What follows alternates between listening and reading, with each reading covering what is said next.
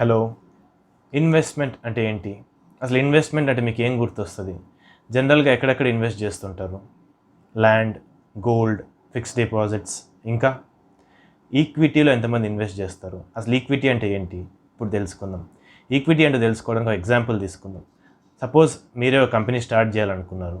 ₹1,00,00,000 capital కావాలి. ఎలా తీసుకొస్తారు? మొత్తం ₹1,00,00,000 బ్యాంక్ లోన్ ఇస్తుందా? ఇవ్వదు. ఓకే, మీరు 50,00,000 పెట్టారు, 50,00,000 లోన్ తెచ్చుకున్నారు, కంపెనీ స్టార్ట్ చేశారు. ఓ 2 years రన్ చేశారు, కంపెనీ మంచి ప్రాఫిట్స్లో ఉంది, ఇంకా మంచి డిమాండ్ ఉంది. సో ఓకే, ఎక్స్పాండ్ చేద్దాం అనుకుంటారు. ఎక్స్పాండ్ చేయాలంటే మీకు ఏం కావాలి? అడిషనల్ క్యాపిటల్ కావాలి. అడిషనల్ క్యాపిటల్ ఎలా తీసుకొస్తారు? ఇంకా బ్యాంక్ లోన్ తీసుకుంటే ఏమవుతుంది? మళ్ళీ ఎవ్రీ మంత్ ఇంట్రెస్ట్ కట్టాల్సి వస్తుంది. సపోజ్ ఒక 2-3 months కంపెనీ సరిగ్గా పర్ఫామ్ చేయలేదు అనుకోండి, అప్పుడు కానీ ఇంట్రెస్ట్ కడుతూనే ఉండాలి. ఓకే, ఈ ఆప్షన్ లోన్ ఆప్షన్ వద్దు, ఇంకేదైనా ఆప్షన్స్ ఉన్నాయని చూస్తారు. ఓకే, ఫ్రెండ్స్ అండ్ ఫ్యామిలీని ఇన్వెస్ట్ చేయమని చెప్దాం అనుకుందాం కంపెనీలో, ప్రాఫిట్స్ కూడా వాళ్ళతో షేర్ చేసుకుందాం అనుకుంటారు. ఓకే, ఒక 5 members మీకు తెలిసిన వాళ్ళు ముందుకు వస్తారు, 20 లక్షలు ఇన్వెస్ట్ చేస్తారు, ఒక ₹1,00,00,000 మళ్ళీ ఇన్వెస్ట్ చేస్తారు. మళ్ళీ మీ బిజినెస్ ఎక్స్పాండ్ చేస్తారు, ఒక 5 years రన్ చేస్తారు, మంచి ప్రాఫిట్స్లో ఉంటుంది. ఇంకా చాలా డిమాండ్ ఉంది, ఇంకా మంచి ఆపర్చునిటీస్ ఉన్నాయి డెవలప్ చేయడానికి. ఈసారి ఏం చేస్తారు? ఈసారి ఒక 10 కోట్లు ఇన్వెస్ట్ చేద్దాం అనుకుంటారు.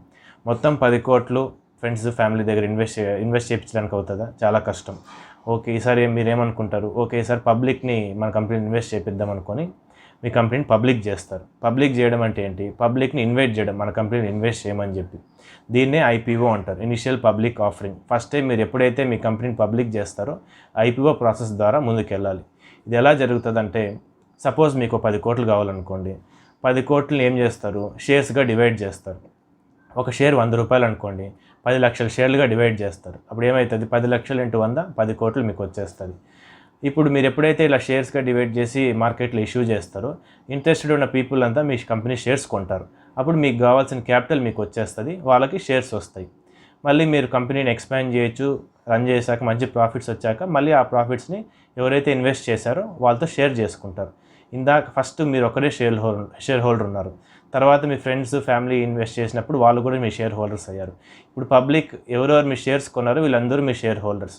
కాబట్టి రేపు పొద్దున మీరు ప్రాఫిట్స్ అయినా లాస్ అయినా షేర్ హోల్డర్స్తో ఖచ్చితంగా పంచుకోవాలి. ఇలా మీరు కానీ మీ ఫ్రెండ్స్ కానీ లేకపోతే ఇప్పుడు పబ్లిక్ కానీ ఇన్వెస్ట్ చేసిన మనీనే ఈక్విటీ షేర్ క్యాపిటల్ అంటారు. అలా కాకుండా మీరు బ్యాంక్ దగ్గర తెచ్చుకుంటే దాన్ని డెట్ అంటారు. ఈక్విటీ షేర్ క్యాపిటల్ వల్ల కంపెనీకి అడ్వాంటేజ్ ఏంటి? సపోజ్ డెట్ తీసుకుంటే, లోన్ తీసుకుంటే ఏమవుతుంది? ఎవ్రీ మంత్ ఫిక్స్డ్ ఇంట్రెస్ట్ కడుతూనే ఉండాలి. సపోజ్ ఒక 2-3 months సరిగ్గా పర్ఫామ్ చేయక లాసెస్లో ఉన్నా కానీ మన ఇంట్రెస్ట్ కడుతూనే ఉండాలి. అదే ఈక్విటీ షేర్ క్యాపిటల్ అయితే ఏమవుతుంది? ప్రాఫిట్స్ అయినా లాస్ అయినా ఈక్వల్గా మన షేర్ హోల్డర్స్తో పంచుకుంటాం.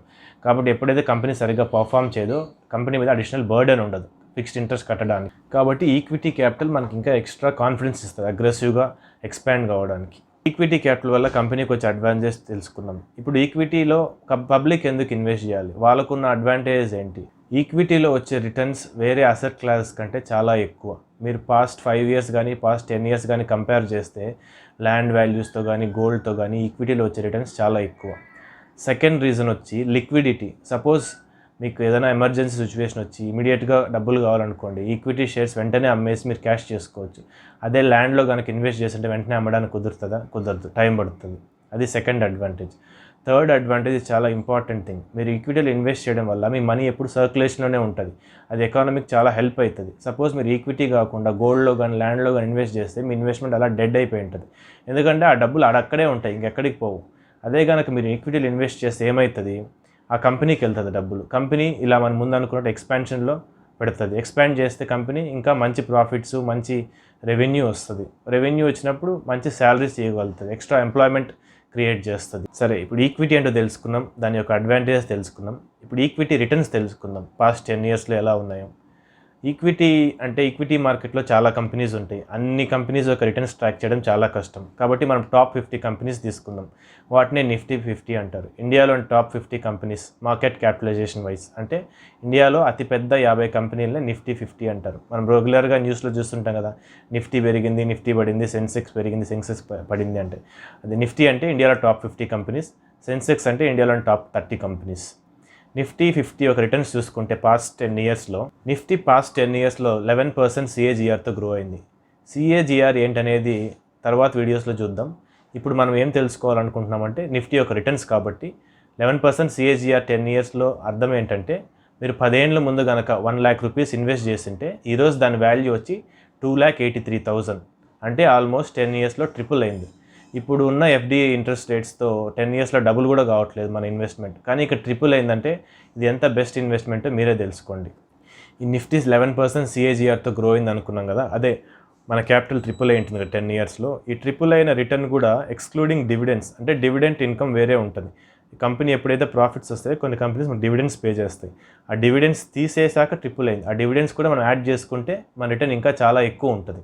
ఈ డివిడెంట్ ఇన్కమ్ అంటే ఏంటి, ఇవి ఎలా ఇస్తారు, ఎంత ఇస్తారు అనేది మనం సపరేట్ వీడియోలో చూద్దాం.